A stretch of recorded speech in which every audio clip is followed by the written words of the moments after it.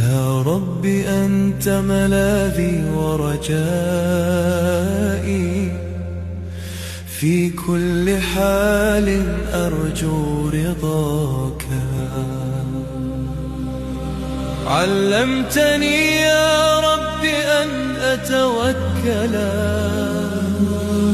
وأرفع القلب إليك مرتلا، إن ضاق دربي واستبد بي الألم، ألقيت همي في سماك مبجلا.